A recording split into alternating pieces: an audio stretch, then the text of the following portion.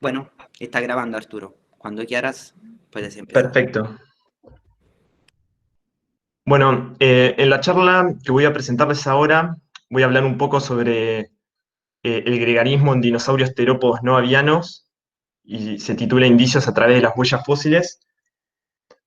Vamos a hablar de un caso particular, de un registro en un sitio de huellas relativamente nuevo, que se llama Huada de Tuco, que está en la formación Candeleros. Antes que nada, me gustaría hacer una breve introducción, sobre todo para ahí las personas que no están tan familiarizadas con el estudio de las huellas. Si bien todos conocemos qué es una huella, pero hay cuestiones a tener en cuenta para bueno, poder hacer eh, todo tipo de estudios en huellas. Y esto que les quiero presentar acá es un poco la disciplina que estudia las huellas, que es la ignología. La ignología en realidad estudia, es una posible definición, es esta la que figura acá, ¿no? Una disciplina de la paleontología que estudia estructuras etológicas, quiere decir comportamentales de los seres vivos que quedan reflejadas en un tipo de sustrato. Es decir, puede ser, hay trazas de invertebrados también, acá nos vamos a focalizar en trazas de vertebrados. Y esto que menciono acá del sustrato, entendemos al sustrato como el medio físico donde interactúan los seres vivos. En general, en el registro de huellas, el sustrato va a ser el mismo sedimento, ¿no? Pero el sustrato puede ser cualquier tipo de material. Imagínense, por ejemplo, el sustrato puede ser en el caso por dar un ejemplo, ¿no? Un cocodrilo que deprede sobre un vertebrado y deja una marca de los dientes en el hueso. Bueno, en ese caso, lo que estoy viendo ahí, el sustrato sería el hueso y el comportamiento que tiene, en este caso, en este ejemplo, el cocodrilo sería de depredación, ¿no? Ese es un ejemplo. El sustrato, en este caso, vamos a estar hablando de sedimento, o sea, puede ser una arena, puede ser una arcilla, y es fundamental entender cuáles son las características del sustrato, porque es uno de los principales factores que definen la morfología final de la huella. En el ejemplo de la imagen ven una persona que está caminando en la playa, y para que vean que en el sustrato es importante también, entre otros parámetros a tener en cuenta, por un lado la composición, pero por otro lado también el contenido de humedad. Eso es súper importante. Estoy seguro que si no son todos ustedes, la mayoría alguna vez caminó en una playa, y si caminan en una playa pueden ver que ahí se ve el cursor, si lo hacen, por ejemplo, en un lugar muy cerca del agua, donde está saturada la arena con agua, bueno, ¿qué es lo que pasa?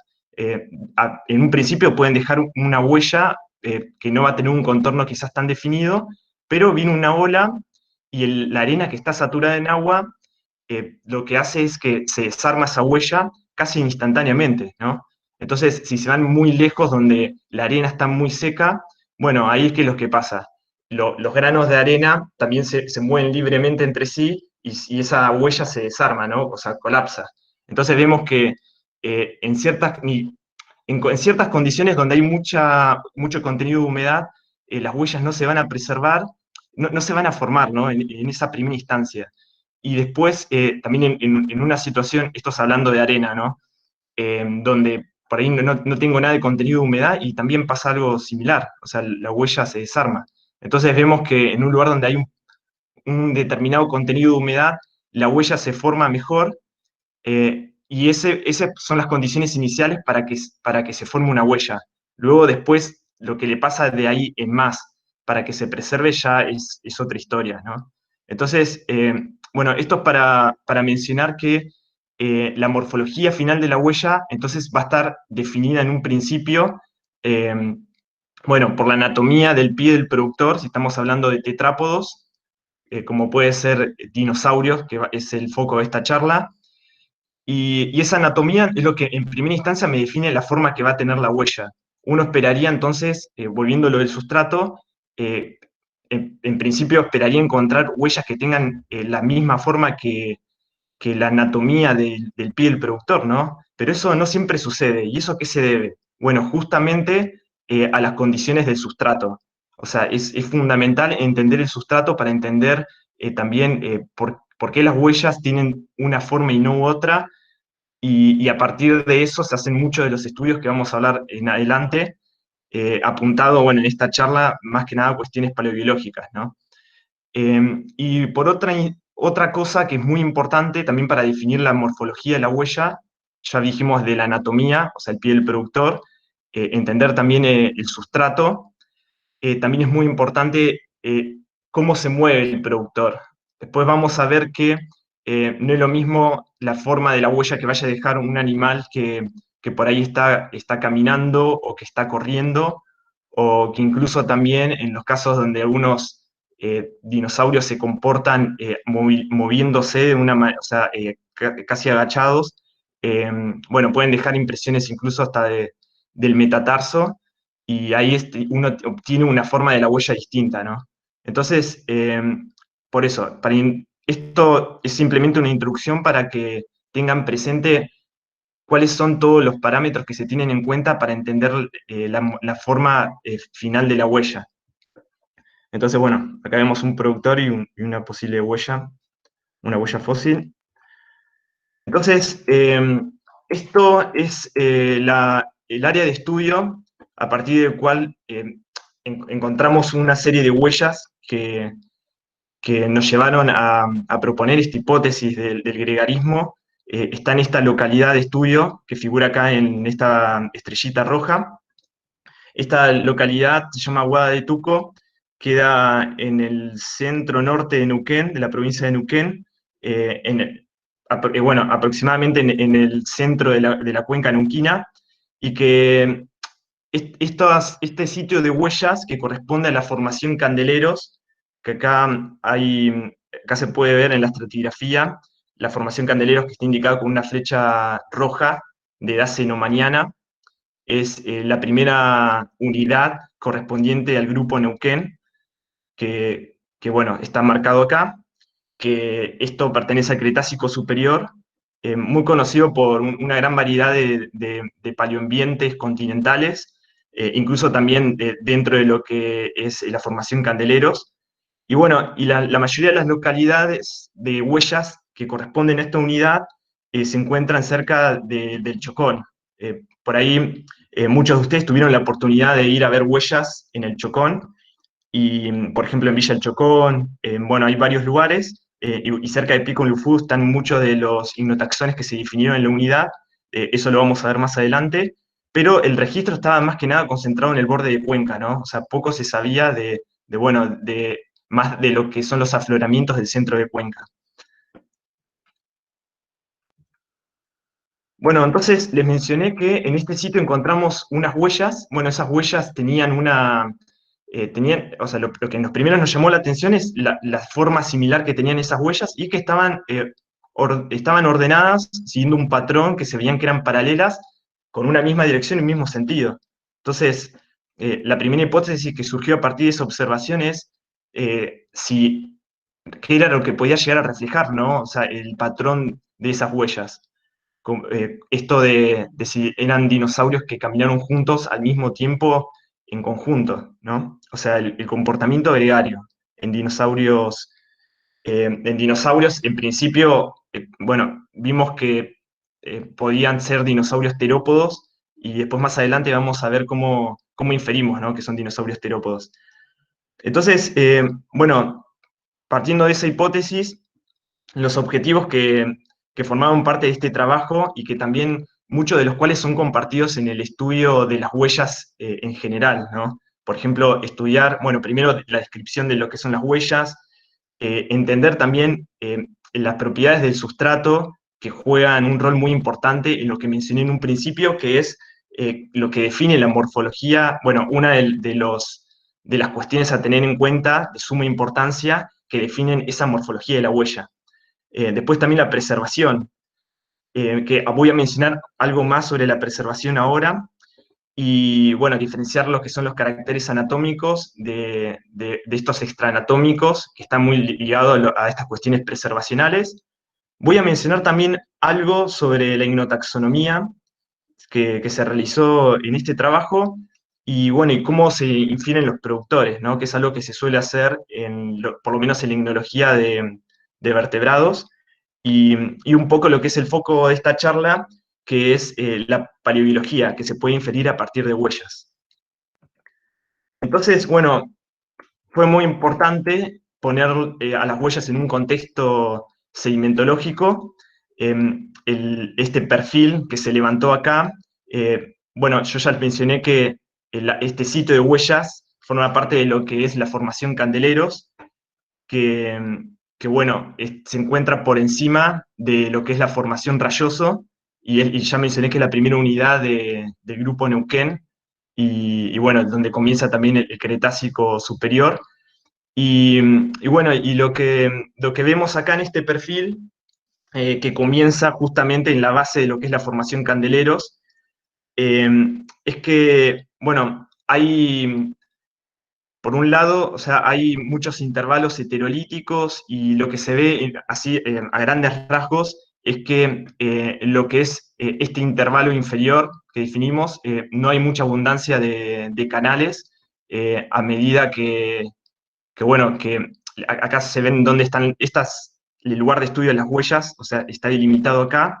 Se ve que hay una predominancia de canales en lo que es la sección más superior del perfil, pero suelen ser canales muy someros, donde se generan áreas intercanales, donde las huellas se preservan en esas áreas, ¿no?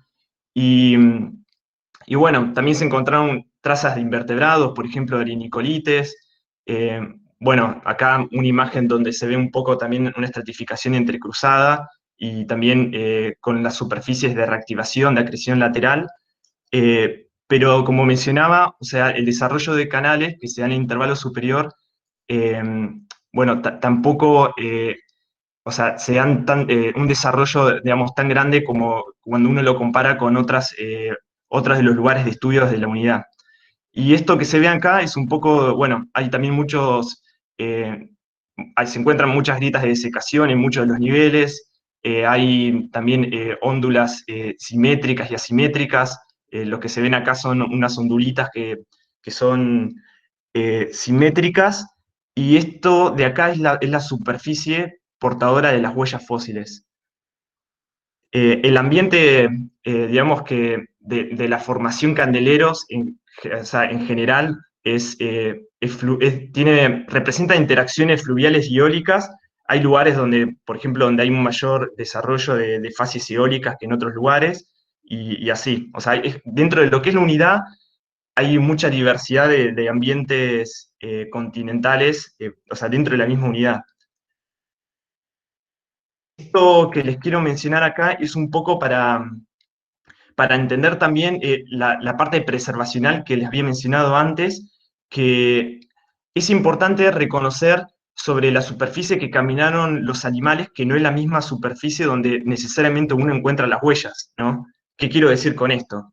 O sea, por ejemplo, en este caso de acá, esta de acá, donde si uno va caminando por acá y encuentras huellas, bueno, estas huellas que están preservadas en este nivel es donde caminaron los mismos productores. De ser así, estas se las conocen como huellas verdaderas, y es lo que se conoce como la superficie de pisoteo. En inglés se le dice tracking surface. ¿Por qué es importante reconocer si es una superficie donde hay huellas verdaderas o no? Porque lo que sucede muchas veces, como se muestra acá, es que cuando un animal pisa, sobreimprime el pie, o sea, el autopodio sobre el sustrato. Si las capas de abajo se deforman, se generan huellas que se transmiten. Entonces, si acá estas capas superiores se erosionan, yo voy a venir caminando por acá y voy a encontrar una forma de la huella. Pero el animal no caminó sobre esta superficie, ¿no? O sea, caminó sobre unos niveles que estaban por encima, unas capas que estaban por encima, pero que se erosionaron y ya no están más.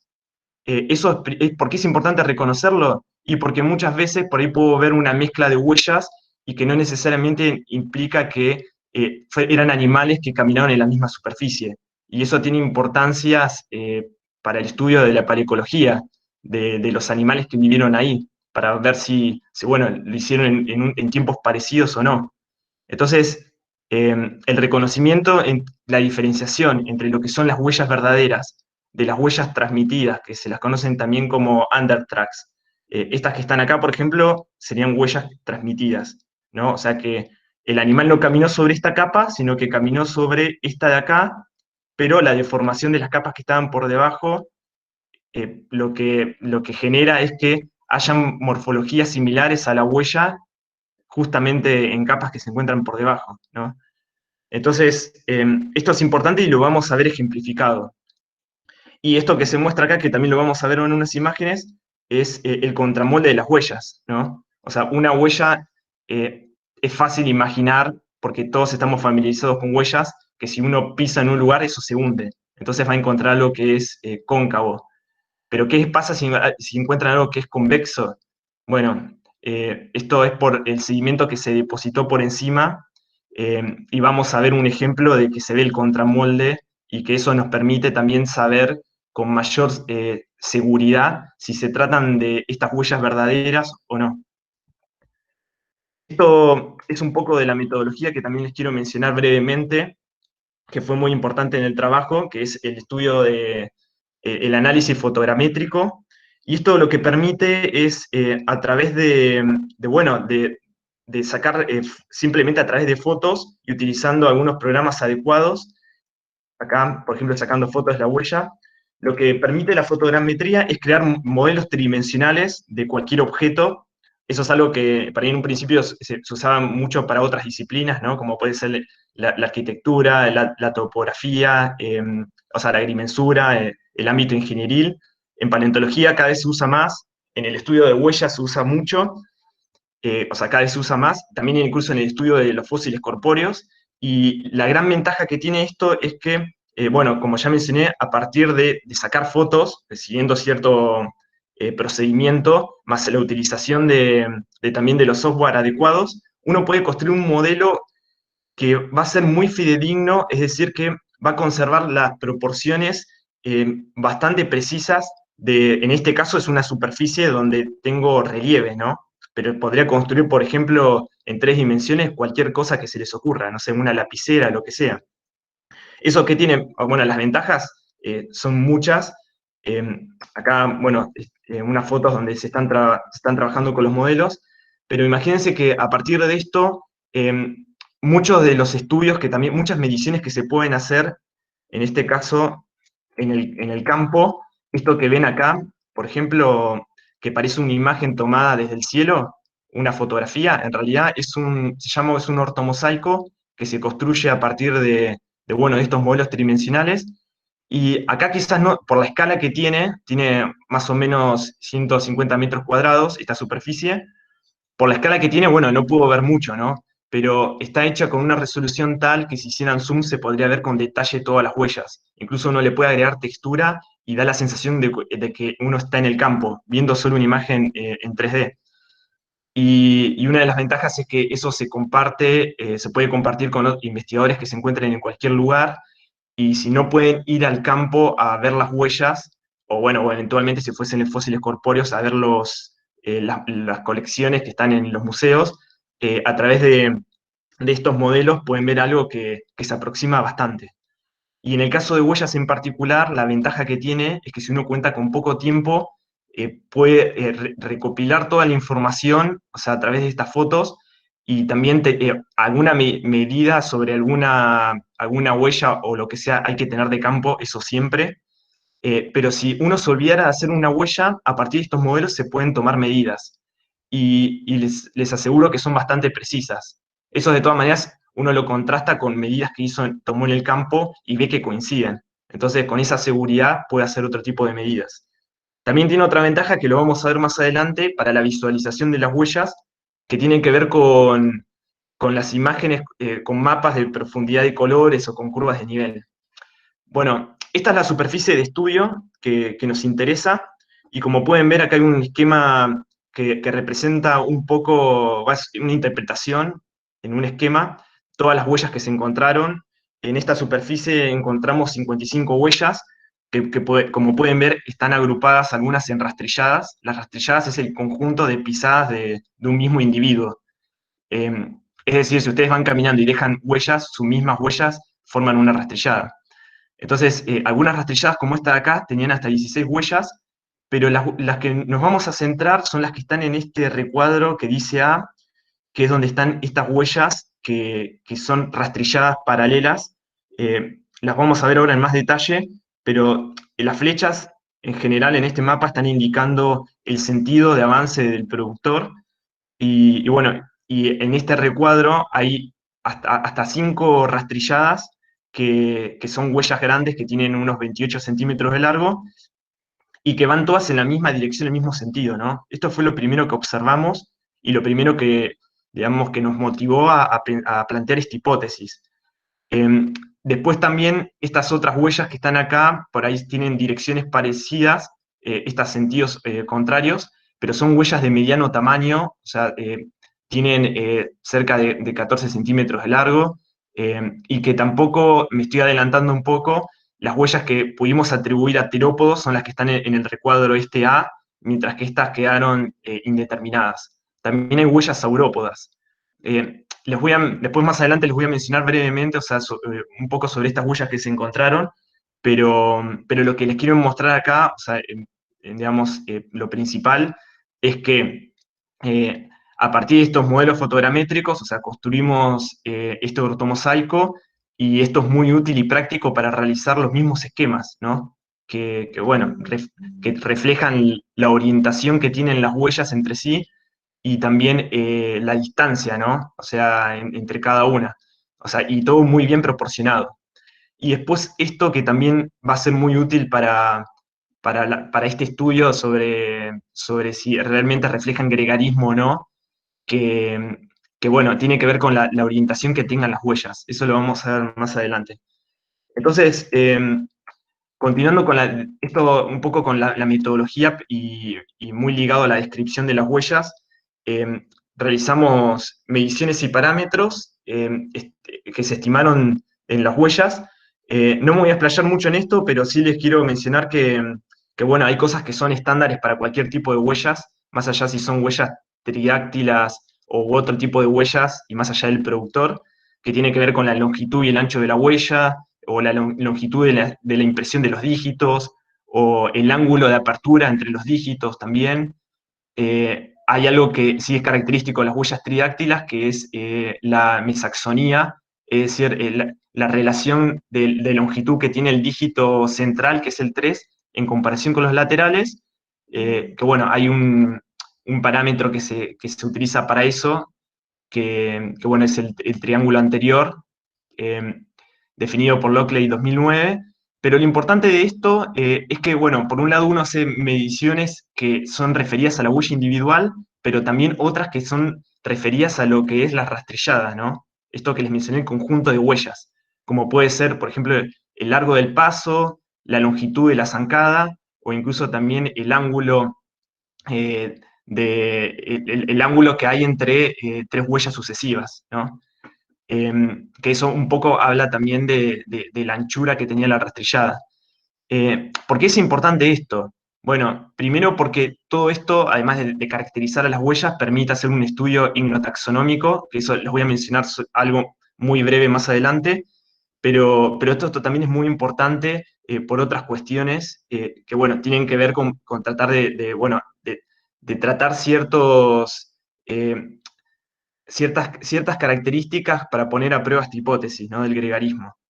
Entonces, la zancada permite, de hecho, que está acá abajo, estimar la velocidad de los productores. Y vamos a ver que no es lo mismo que uno vaya a cierta velocidad y otro vaya a otra, ¿no? Muy distintas. O sea, eso por un lado. Entonces, esto es sencillamente para mostrar, bueno, cuáles fueron algunos de los datos y parámetros que se estimaron. Eh, bueno, algunas referidas a las huellas grandes, ya les adelanto que son estas huellas terópodas, ¿no? Y además en esa superficie, dentro de lo que son las huellas tridáctilas, habían huellas medianas y de pequeño tamaño. Bueno, esto, por ejemplo, esto que ven con imágenes de colores, es uno de los ejemplos que les mencioné de lo que se puede hacer a partir de estas técnicas de fotogrametría, que son los mapas de profundidad de colores.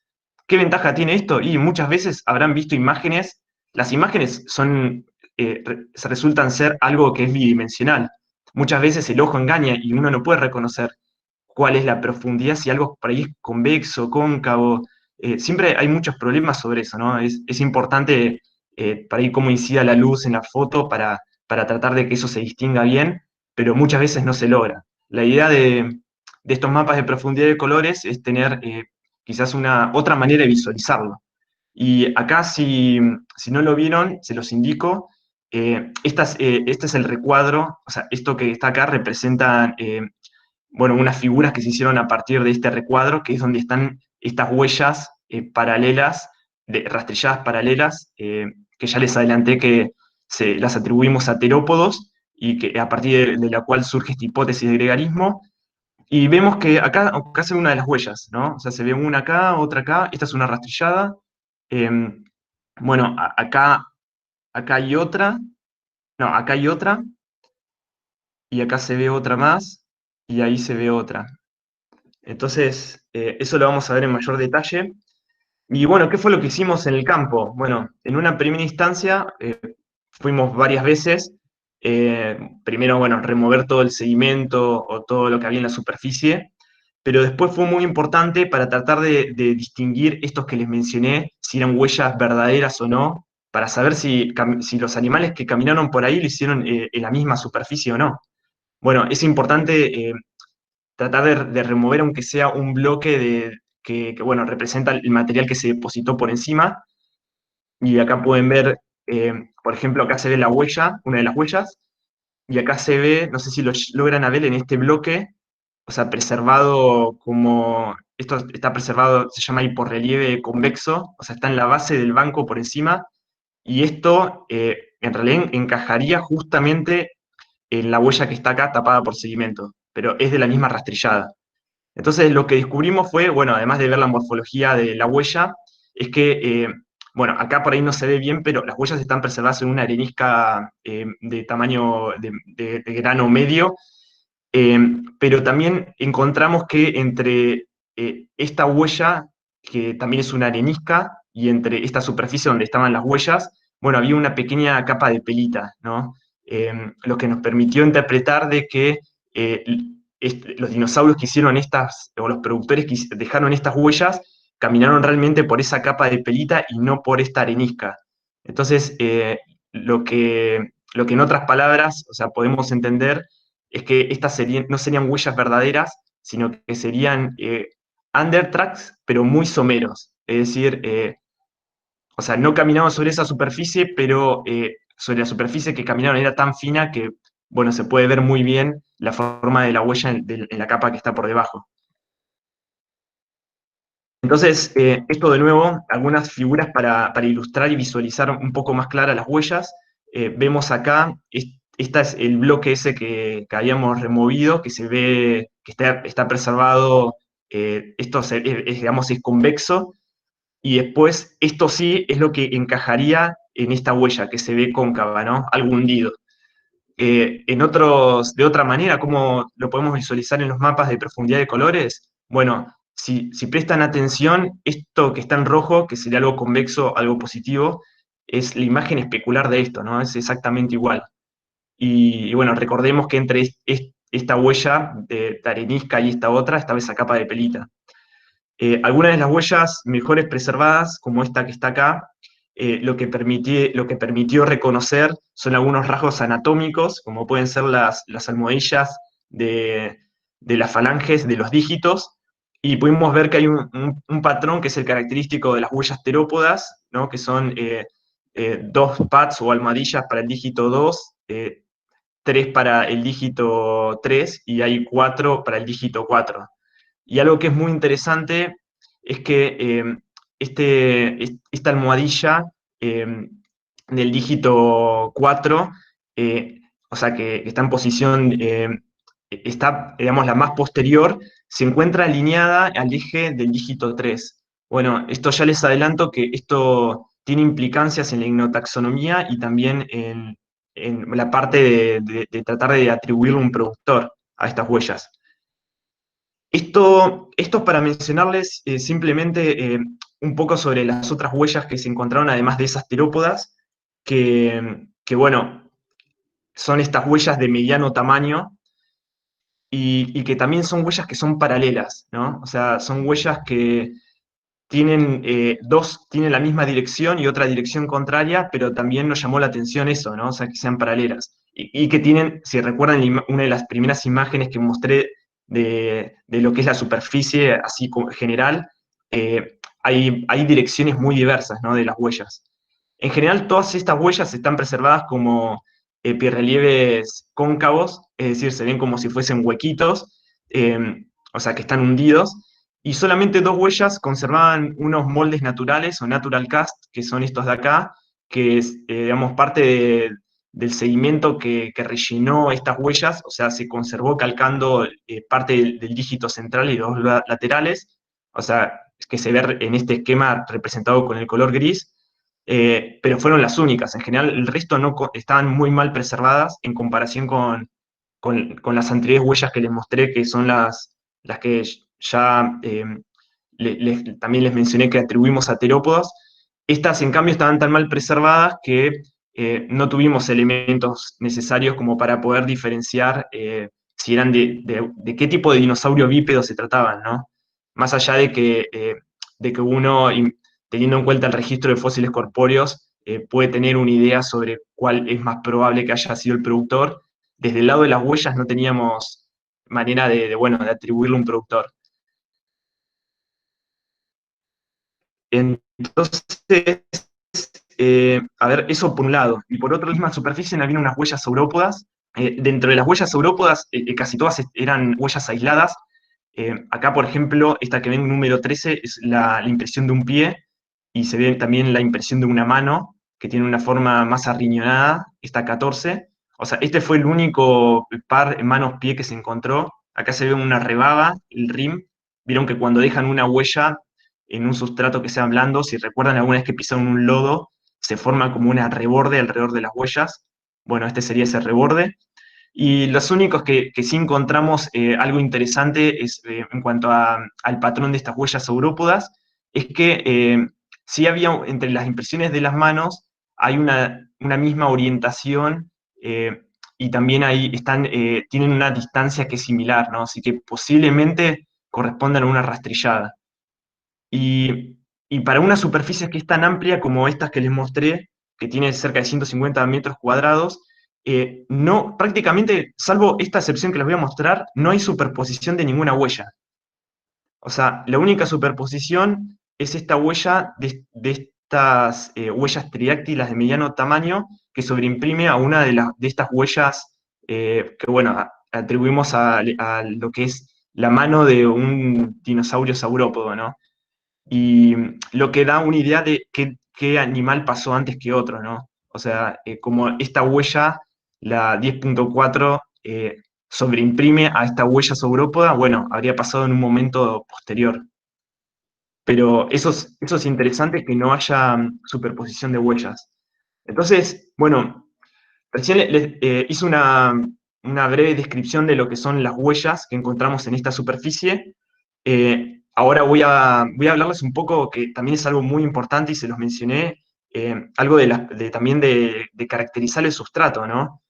Y, y en cuanto a la caracterización del sustrato, eh, por un lado está, bueno, tratar de entender cuál es el material que compone ese sustrato, ¿no? Después también, qué importante es que es las propiedades en cuanto a, por ejemplo, el contenido de humedad. Eso es para entender la consistencia. Bueno, para caracterizar el sustrato, hicimos cortes petrográficos y también estudios al microscopio electrónico de barrido, y también realizamos estudios de difracción de rayos X. Y bueno, lo que vemos es que, como les mencioné, es una arenisca de grano medio. eh, es de hecho también una litoarenita feldespática. Y algo que fue muy interesante también en cuanto al contenido de arcillas que tenía, porque las arcillas, en general, el limo, sobre todo la arcilla, le confiere ciertas propiedades cohesivas y más plásticas al sustrato, y eso también repercute en cómo se preservan las huellas.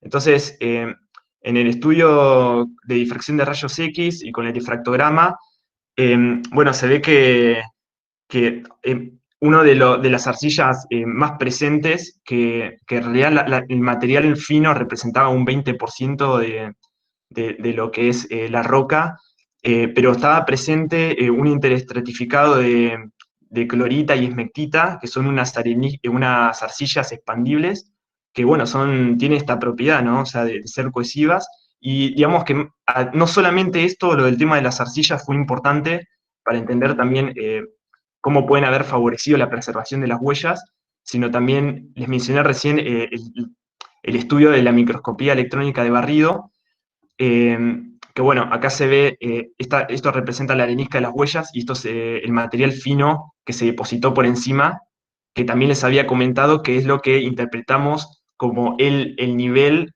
correspondiente a dónde caminó realmente estos animales, ¿no? Estos dinosaurios.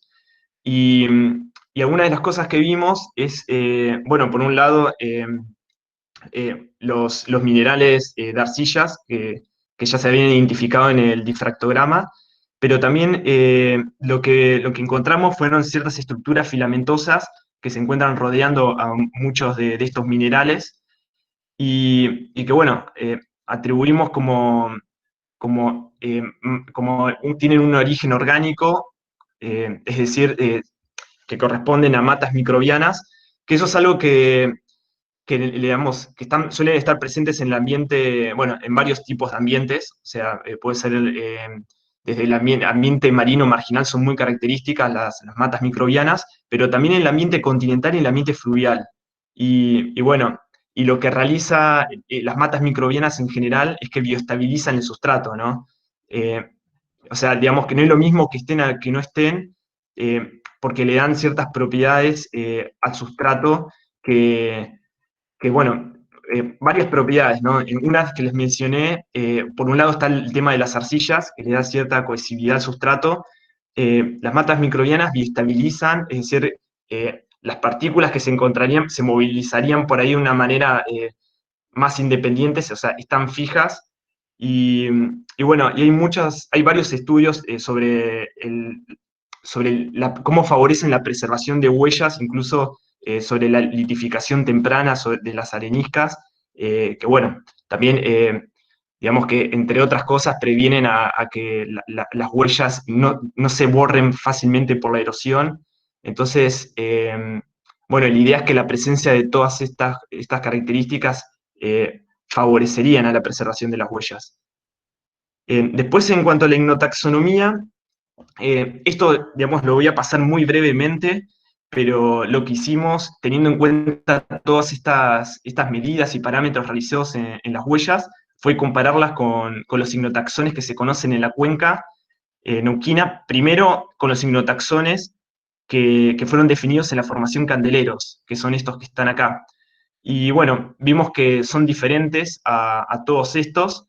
La J corresponde a las huellas de estudio, o sea, que estamos hablando en esta charla. Y después las comparamos también con otras huellas que no están definidas como pertenecientes a algún ignotaxón, salvo este de acá. Eh, pero el resto, digamos, no pertenece a ningún ignotaxón. Y bueno, y también vimos que hay diferencias, ¿no? O sea, unas huellas del Cretácico temprano y después las otras son del Cretácico tardío, pero de lo que es la cuenca neuquina. Después también las comparamos con otros ignotaxones que son ampliamente aceptados y que son muy conocidos en todo el mundo, dentro de las que son más parecidas con las huellas de estudio. Y bueno, vimos que también habían diferencias claras con todos, quizás con los que más se parecían eran con estos dos ignotaxones, que es Megalosauripus y también Asianopodus. Y, y bueno, y a pesar de que había muchas similitudes, también habían ciertas diferencias, pero debido a la preservación, que si bien la preservación tenía cierta, bueno, ni hablar, o sea, ya les mencioné que hay caracteres anatómicos que están preservados en esta huella, consideramos que la huella no estaba tan bien preservada para crear un nuevo ignotaxón. Entonces, lo que hicimos por el momento fue, si bien no creamos un nuevo ignotaxón por esta limitación preservacional, la atribuimos como que se parece mucho a Cyanopodus, que es esta huella, y eso tiene, entre otras de las características, o sea, hay muchas cosas que tienen en común, como por ejemplo el ángulo de divaricación de los dígitos, también, bueno, el tamaño que tiene la huella, más allá de que lo que más importa es la relación entre el largo y el ancho, esa relación, que ahí sí habían ciertas diferencias. Una de las semejanzas tiene que ver con la impresión de lo que sería el talón, que está muy alineado con el dígito 3. Y eso fue una de las cosas, digamos, más por ahí destacadas como para al menos atribuirlo a un Affinis Acinopodus, ¿no? Es decir, que dentro de los hipnotaxones que hay es el que más se parece. Después hay que ver si realmente pertenece a ese o no, pero en principio, por ahora, lo dejamos como que se parece, pero no pertenece a ese hipnotaxón. Bueno, en cuanto a los productores, que esto es uno de los, el anteúltimo ítem, después vamos a ir a la parte paleobiológica del gregarismo. ¿Cómo se definen los productores? Bueno, por un lado, para lo que son dinosaurios terópodos, en la formación Candeleros, estos son los principales grupos que se conocen. O sea, tenemos dromeosáuridos, celurosaurios basales, alvaresáuridos, abelisáuridos y carcarodontosáuridos. Por un lado está el tema del tamaño corporal, es decir, nosotros acá tenemos huellas que tienen 28 centímetros de largo. Eh, ¿Todos estos taxones podrían haber producido huellas de ese tamaño? Bueno, de acuerdo al registro fósil vemos que algunos de estos dinosaurios que tienen menos de 1 metro de largo, o incluso eh, los celurosaurios registrados que tienen hasta 3 metros de largo, los tamaños del autopodio que estimamos, por ejemplo, en celurosaurios, eran de aproximadamente 20 centímetros de largo, o sea que no alcanzaban el tamaño corporal como para dejar huellas de ese tamaño. Entonces, de esa manera, estos grupos quedan descartados y, en principio, o sea, dado el tamaño, los que podrían dejar huellas de 28 centímetros serían los carcarodontosaurios y abelisaurios. Ojo, 28 centímetros o más también. Pero, pero bueno, eso por un lado, y después analizando un poco la anatomía de los autopodios, de los pies de estos grandes terópodos, vemos que hay sustanciales diferencias, ¿no? O sea, por ejemplo, los carcarodontosáuridos, bueno, las principales diferencias en realidad apuntan más que nada al metatarso. Los carcarodontosáuridos tienen metatarsos muy robustos, o sea, tanto el 2 y el 3 y el 4 son muy robustos, y también el metatarsiano 4 distalmente está proyectado lateralmente, mientras que para los abelisáuridos el metatarso 3 es el único que es el robusto, mientras que los metatarsianos 2 y 4 o sea, son mucho menos desarrollados y distalmente son rectos. Es una condición que se conoce como antartometatarsiana, eh, y que como una estructura completa es muy parecida a los arctometatarsianos, como pueden estar presentes en grupos de dinosaurios como los tiranosáuridos, ornitomímidos, trodóntidos, e incluso también con los autopodios de las aves, eh, y que suelen dejar huellas más simétricas. En cambio, las típicas huellas de los dinosaurios terópodos suelen ser más asimétricas. Entonces, suponemos que dada esa semejanza, esperamos que un abelisaurio, teniendo en cuenta la morfología del autopodio, habría dejado huellas más simétricas y por eso lo atribuimos como un posible productor de estas huellas, los terópodos abelisáuridos.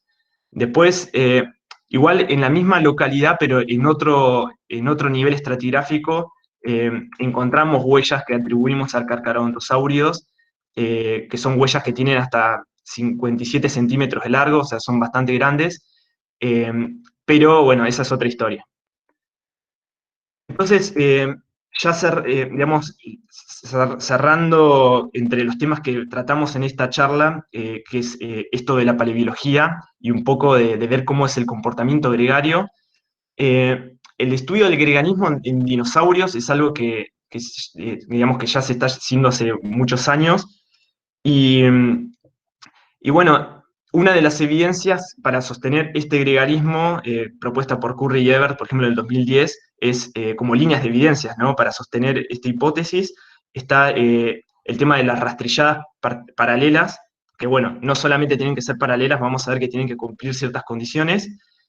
También, bueno, sobre la evidencia de morfología esqueletal, bueno, incluso también los depósitos de concentración de huesos o bone met monoespecíficos, también se han sugerido gregarismos en muchos grupos de dinosaurios. También, bueno, a partir de inferencias filogenéticas y también a partir, bueno, de la comparación de ecosistemas modernos. Pero de todas estas evidencias nos vamos a centrar en esto, o sea, cómo reconocer el gregarismo a partir de las huellas. Y bueno, lo que vemos es que a partir de huellas, el comportamiento gregario ha sido en dinosaurios, se infirió para un gran número de sitios de huellas, principalmente enfocado en grupos como los saurópodos y los ornitópodos, que estoy seguro que vienen muchísimas ilustraciones o imágenes de grupos de saurópodos caminando en conjunto, lo mismo también con grupos de ornitópodos, ¿no? Entre otros. También hay imágenes, no sé, de ceratosaurios, pero esas son inferencias por ahí no tanto realizadas a partir de huellas. Lo que es a partir de huellas están principalmente volcadas a estos grupos de dinosaurios. En cambio, para lo que son las rastrilladas de huellas terópodas, del gregarismo hay menos trabajos, bastante menos, eh, pero digamos que hay algunos trabajos. Y, y lo que sí es comportamiento social de dinosaurios terópodos igual todavía es discutido, porque una cosa es que los dinosaurios vayan caminando en conjunto al mismo tiempo hacia un lugar, y otra cosa es, bueno, eh, que tengan un comportamiento de caza organizado, como puede ser, como sucede en algunos grupos de mamíferos actuales, ¿no? No sé, como por ejemplo una manada de leonas, o bueno, u otros animales que cazan con un comportamiento muy complejo, eso ya es otra historia, ¿no? Eso por ahí está más discutido. Y entonces, ¿cuáles son las cosas que tenemos que tener en cuenta para tratar esta hipótesis, ¿no? De gregarismo? Bueno, ¿qué es lo que dice Turban y Way? Propusieron que para sostener esta hipótesis, primero las rastrilladas deben poseer una preservación similar, ¿no? Después, una profundidad también uniforme, la falta de superposición entre las rastrilladas e indicar velocidades similares. O sea, ¿por qué todo esto es importante? Bueno, la idea es demostrar de que eran dinosaurios que estaban caminando al mismo tiempo, ¿no? Y no que un dinosaurio que por ahí caminó y por casualidad, que ahora vamos a ver que hay cosas, cuestiones que los condicionan, que caminen en la misma dirección, pero en otro tiempo, ¿no? Entonces uno vería que hay huellas que son paralelas en la misma dirección, pero caminaron en tiempos distintos. De hecho, este último ítem que está marcado acá, que es la ausencia de una barrera geográfica, eso es importante porque algunos trabajos, como los de Getty 2015 y 2017 y colaboradores 2017, lo que encontraron es que veían huellas que eran paralelas, pero que tenían preservaciones distintas. Y la realidad es que lo que pudieron reconocer también es que había una barrera geográfica, en este caso era un lago perenne, permanente, que habría condicionado que los dinosaurios caminen de forma paralela. Pero se entiende que hay un constraint o un tipo de barrera física bueno, obliga a los dinosaurios a caminar por esa dirección y no otra, pero no lo hacían en conjunto. Entonces, todas estas cosas son importantes como para tratar de sostener esta hipótesis. Bueno, lo que vemos es que con el estudio de estas huellas, que acá se ve un poco más en detalle, que son estas que están con la flecha indicadas para allá, vemos que, por un lado, o sea, tienen una misma preservación todas, también tienen la misma profundidad uniforme, no hay superposición en ninguna rastrillada, y tampoco, y bueno, y en cuanto a la velocidad, todas tienen velocidades que son prácticamente las mismas, o sea, aproximadamente 2 metros por segundo. Y bueno, y además de eso, también, o sea, lo de la preservación, bueno, ya les mencioné que era muy similar. Y, y también algo que es muy interesante es ver que el tamaño de todas las huellas eran las mismas, ¿no? Porque uno es algo que también se podría preguntar. Es, bueno, si iban caminando de manera en conjunta, habían distintos estadios ontogenéticos. como quizás sí se ven en otros grupos de huellas, no sé, por ahí de saurópodos, ¿no? Donde se ven por ahí formas adultas con formas más juveniles. Acá eran todas huellas que tenían exactamente el mismo tamaño, o sea, 28 centímetros de largo en promedio. Entonces, para resumir, la parte de la discusión paleobiológica, el gregarismo de los dinosaurios terópodos no avianos, ya, digamos, sin contar el estudio de las huellas, a partir de Bone Bends, fue propuesto para prácticamente, bueno, para un gran número de terópodos, ¿no? O sea, celofísidos, ceratosaurios, carcarodontosaurios, silurosaurios, tiranosauroideos, ornitomimosáuridos, trodóntidos, dromeosáuridos, y oviraptóridos. Para partir de huellas, quizás fue para un menor número de grupos, pero digamos, sobre la base de todas estas evidencias, solo prestando atención a la parte de fósiles corpóreos, y bueno, y obviamente también relacionado con la tafonomía, de cómo se los encontraron.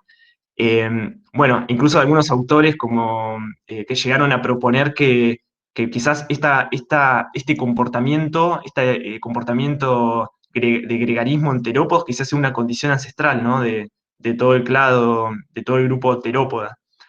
Incluso algunos autores propusieron que quizás sea algo incluso, eh, digamos, una condición ancestral de toda dinosauria. Eh, pero en cuanto a la parte de huellas, que también es una de las cosas bueno, que nos interesa en este caso, es que el greganismo en algunos sitios de Sudamérica ya había sido propuesto en terópodos, o sea, incluso en Chile, en Argentina, en la misma unidad, pero en general no eran trabajos que, digamos, que abordaban la totalidad de todos estos aspectos, ¿no? Por eso es importante estudiar sobre todo el sustrato, para tratar de reconocer o discernir si los animales iban caminando en ese mismo tiempo o lo hicieron en tiempos distintos. Después, otra cosa que no mencioné es que en el estudio, a partir del estudio sedimentológico, no pudimos reconocer ningún tipo de barrera física como pueda ser el trabajo este que les mencioné de Getty, que reconocen un lago permanente y las huellas condicionadas, ¿no? Por justamente esa barrera y que caminaban por ese lugar, ni tampoco algún tipo de canal, digamos, de gran tamaño que pudiese condicionar, o, bueno, ni hablar que no había tampoco ningún relieve o una topografía también suficientemente grande que pudiese condicionar eso. Entonces, la suma de todas estas características que les mencioné, eh, digamos que soportan que había un gregarismo en estos dinosaurios. Entonces, bueno, como conclusiones, un poco de lo que mencioné recién, eh, todas estas características analizadas, o sea, la zancada, la velocidad, la preservación, la profundidad, también la misma dirección y sentido, teniendo en cuenta también las otras rastrilladas que digamos que no fueron asignadas a ningún dinosaurio bípedo en particular, pero que son paralelas, vayan en direcciones distintas, eh, más sumado también a que no se reconocieron barreras físicas presentes en la sección, apoyan el comportamiento gregario para estos productores de huellas. Después, algunas otras cosas en cuanto a la preservación también, ¿no? El reconocimiento de arcillas expandibles y también de las matas microbianas pudieron haber jugado un rol importante en la bioestabilización del sustrato, en estabilizarlo y también en la preservación de las huellas. Y después esto que les mencioné también de la ignotaxonomía, o sea, que se comparó con algunos lugares con otros registros de la cuenca y con otros registros, y bueno, y por lo pronto fueron atribuidas a Finis acienopodus. Y, y bueno, y esto último que se menciona acá, que los organismos, o sea, los productores que se proponen para estas huellas terópodas serían dinosaurios terópodos abelisáuridos, que eran productores que no habían sido propuestos por ahora para la unidad, si bien los carcarodontosaurios ya habían huellas que habían sido propuestas, no este grupo. Y bueno, y eso es todo.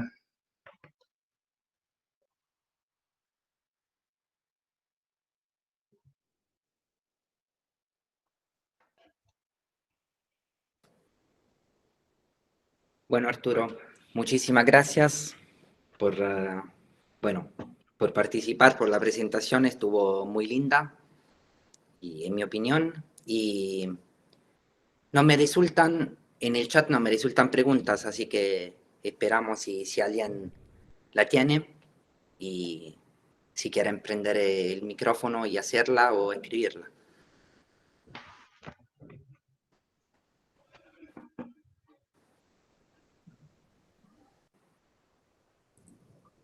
Buenas tardes, Arturo. ¿Cómo va? ¿Qué tal, Mariano Mariano? acá. Feliz cumpleaños atrasado, primero. Gracias. Segundo, muy interesante la charla, la verdad me gustó mucho. Te hago una consulta simplemente, ¿no? ¿Cómo es el registro, o sea, cómo es la diversidad ignotaxonómica versus la diversidad biotaxonómica de dinosaurios de candeleros? Una curiosidad simplemente. De Candeleros, es una buena pregunta. O sea, en otras palabras, si entendí bien, si la ignotaxonomía también refleja la diversidad de, Exacto. De de- los de animales dinosaurios. que vivieron. Sí, sí. Eh, sí, en general igual te referís digamos, de dinosaurios o de tetrápodos en general. No, no, de dinosaurios. La idea es, o sea, la pregunta es sobre O de, dinosaurios. o de dinosaurios terópodos. Mirá, Es por un playa. lado, o sea, el registro inmunológico de Candeleros incluye o sea, huellas de saurópodos, Sí. algunas huellas atribuidas bueno, a saurópodos titanosáuridos y otros a saurópodos diplodocoideos, específicamente rebaquisáuridos, y hay fósiles corpóreos, digamos, presentes de esos grupos en la unidad. En cuanto al el tema de los terópodos, eh, pasa que ahí también hay algunas huellas que, o sea, que no fueron clasificadas signotaxonómicamente, ¿no? O sea, Bien. por ejemplo, el caso de las huellas saurópodas, los de Titanosáuridos sí, que es Sauropodignus, pero Giganteus, pero por ejemplo las de Rebaquisáuridos, o sea, no fueron asignadas, o sea, son unas huellas bueno, que publicamos de ahí también de esta localidad de estudios que es Aguada de Tuco, y Ujú. no las atribuimos las comparamos signotaxonómicamente con muchos grupos, pero también por una cuestión preservacional, no sé, quizás en ese sentido somos como muy cuidadosos, ¿no? O sea, No, no. salvo que tengamos huellas que son las que se conocen como elite track, que están excelentemente preservadas, tratamos bueno, de tener cuidado con lo de la asignación. Pero si bien no fueron asignadas a un ignotaxón en particular, y sí las diferenciamos de otras, sí las atribuimos a saurópodos rebaquisaurios, que Bien. bueno, que se reconocen también con el registro corpóreo, ¿no? En cuanto a terópodos, bueno, en cuanto a ornitópodos, por ejemplo, hay huellas atribuibles a dinosaurios ornitópodos, pero no hay fósiles corpóreos, ¿no? En Claro. cuanto a los dinosaurios, que también tienen, esa sí tiene hay un ignotaxón para esas huellas. Casi todo es de la parte de lo que es el lago, eh, bueno, lo que es la cercanía del Chocón, Sí, sí. Conozco el afloramiento, sí. y claro, y el lago Ezequiel Ramos Mejía, o sea, Ujú. la mayoría de los ignotaxones fueron definidos por ahí.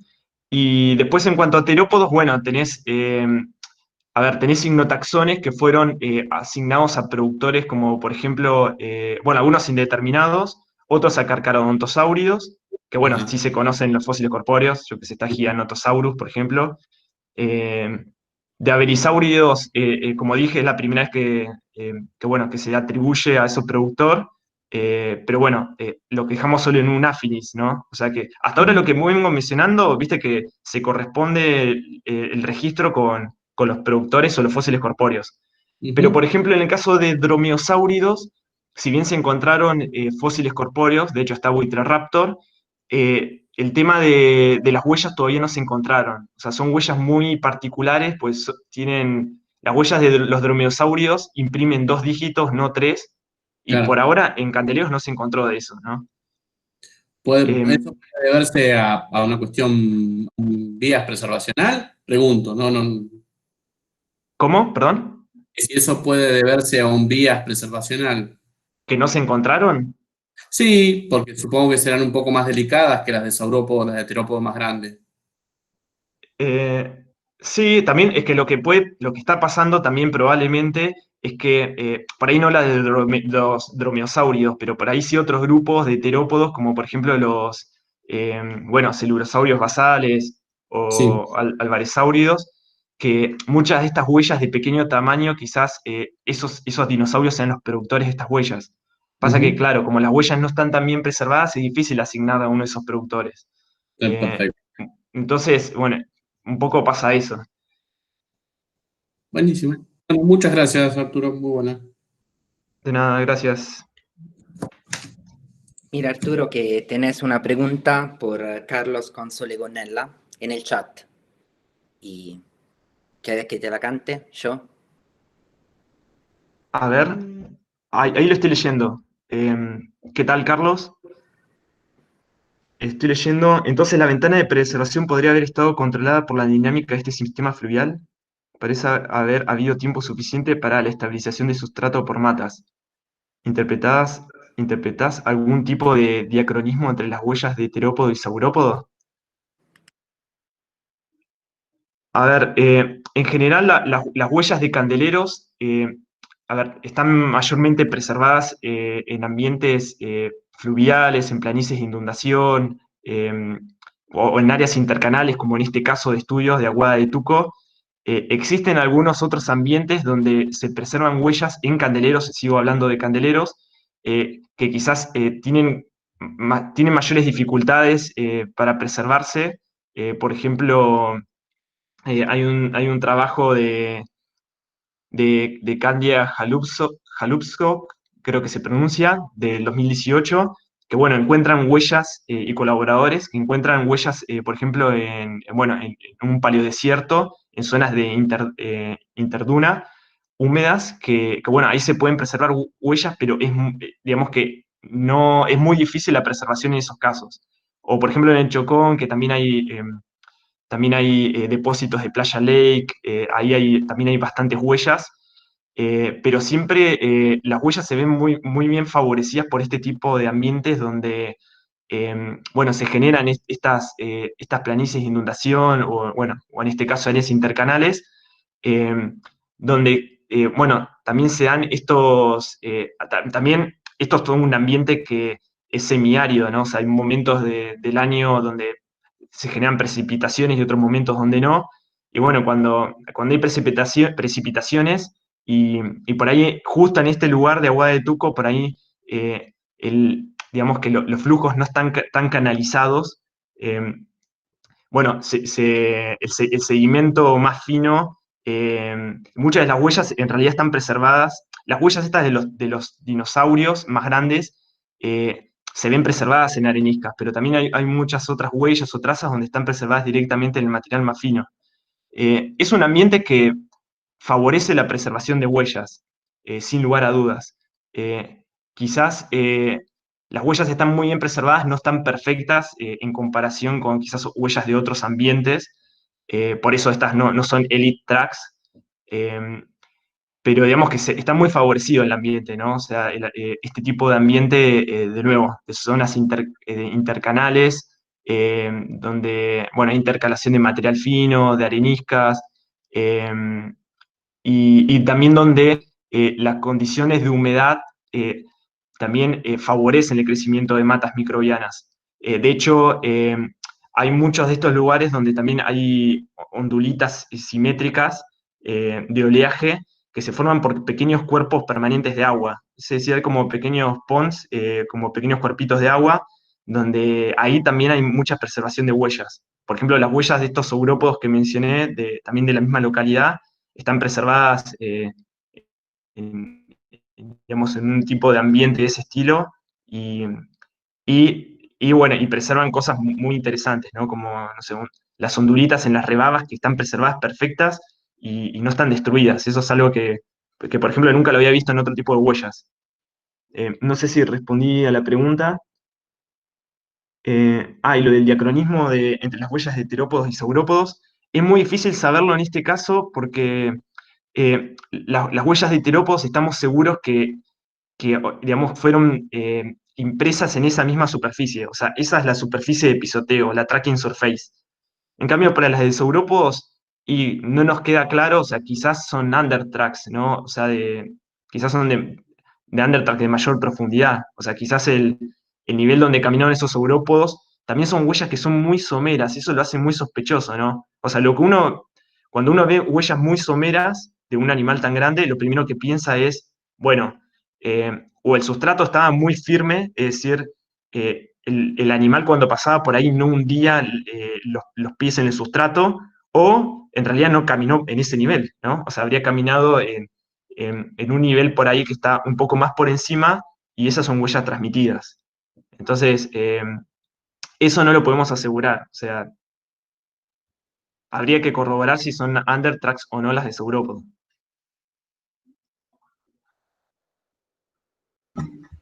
Arturo, Sí, hola, ¿me escuchás? sí, Juan sí, ¿qué Porfiri, tal, te habla. Juan?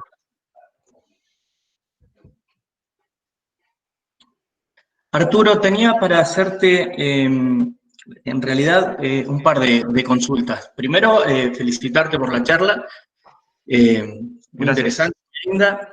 Segundo, esta localidad, Aguada del Tuco, ¿cerca de qué localidad más o menos está para ubicarla? Sí. Bueno, Aguada de Tuco es una localidad, ¿no? Un track site, un sitio de huellas, que está a mitad de camino entre lo que es Anielo y Chosmalal. Ah, bien, bien. Justamente la consulta es porque en este lado más del resguardo, digamos, ¿no? No sé si se han colectado huellas y demás, porque justamente nosotros estamos trabajando en un nuevo museo que se está creando en Añelo y sería quizás el repositorio más cercano a posibles huellas que se puedan extraer. Y después,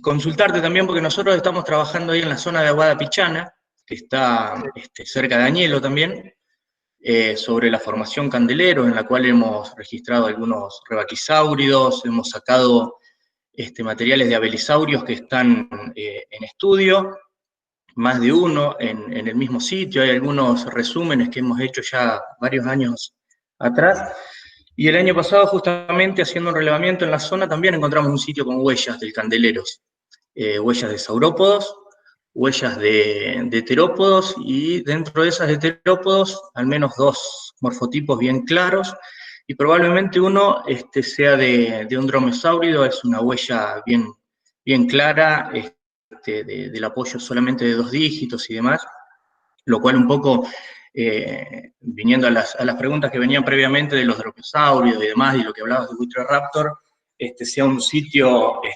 sumamente interesante hasta para poder correlacionar con el sitio que estás trabajando vos.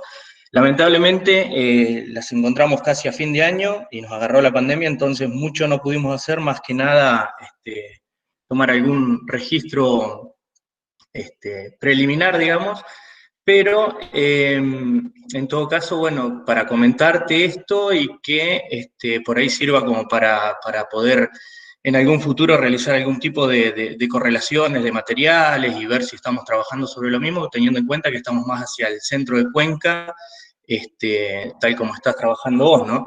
Así que bueno, eso, por un lado eso, desde el destino de las huellas en caso de que se rescataran, y por el otro, bueno, para contarte que estamos trabajando en algo bastante parecido, si bien lo nuestro todavía está en etapa muy preliminar, digamos, ¿no?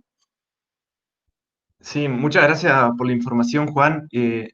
Lo del museo lo tenía presente, pero al final no recolectamos nada. O sea, resolvimos, digamos que levantar la información solo desde la parte digital. Claro, Pero está bueno tenerlo presente por si llegan a encontrar, no sé, algo que definiera un ignotaxón, por ejemplo, ¿no? O sea, si claro. ya la historia cambia porque hay que tener un holotipo y está bueno que se resguarde en un museo, porque también algo que pasa con las huellas es que, o sea, se destruyen muy fácilmente, ¿no? O sea, a la intemperie. O sea, incluso, bueno, ni hablar, por ejemplo, de las huellas que están en el lado del Chocón, que están cerca del lago, y Claro, O sea, uno quizás va un día y va, no sé, en algún otro momento del año y esa huella ya está destruida, ¿no? Eh, pero en este caso, bueno, igual así es algo, una cuestión natural, eh, pero está bueno cuando uno encuentra algo que es interesante, o sea, resguardarlo en la medida que se pueda. Y bueno, por eso, ni hablar si para definir un hipnotaxón, un holotipo, está bueno que esté en un museo. Así que, bueno, gracias por esa información. Y después por lo otro no lo sabía. La verdad es que, eh, o sea, digamos que previo a haber empezado a trabajar en estas unidades de esta unidad de la formación Candeleros en el centro de Cuenca, todo lo que conocíamos de la bibliografía era referido para el borde de Cuenca, ¿no? O sea, todo... eh, a ver, había un registro de huellas, pero no de Candeleros, por cerca del centro de Cuenca. claro. O sea, había un trabajo bueno, por ejemplo, de la formación Rayoso, de Claro. Canudo, sobre huellas de rebaquisáuridos, pero de Candeleros, o sea, nada. Todo borde de Cuenca. Justamente, sí, justamente lo íbamos a presentar en la jornada de paleontología de este año. Habíamos enviado el resumen, todo se había aceptado y bueno, no se pudo comunicar ya que se suspendieron, ¿no? Pero bueno, era interesante como nuevo registro, tal cual estás expresando vos estos nuevos registros del centro de Cuenca, ¿no? Sí, tal cual. No, muy interesante. Está bueno porque muchas veces es la información, o sea, el sesgo ni siquiera es que sea tafonómico, ¿no? Es que no encontramos las huellas, bueno, también pasan con los fósiles corpóreos, ¿no? O sea que eso, pasa el tiempo y se empiezan a descubrir cosas y, bueno, y uno descubre que en realidad no era un sesgo tafonómico, es que faltaba buscar, ¿no? Y Claro, encontrar. tal cual. Bueno, seguiremos en contacto entonces. Muchas gracias, Arturo. De una. Gracias por todo, Juan.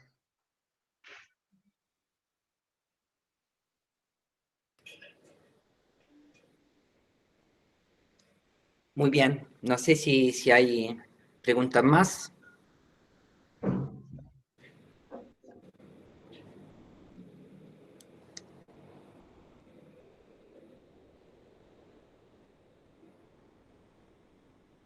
Parece que no, Arturo.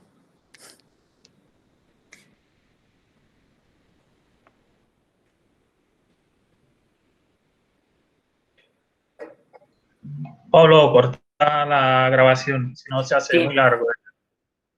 sí, gracias.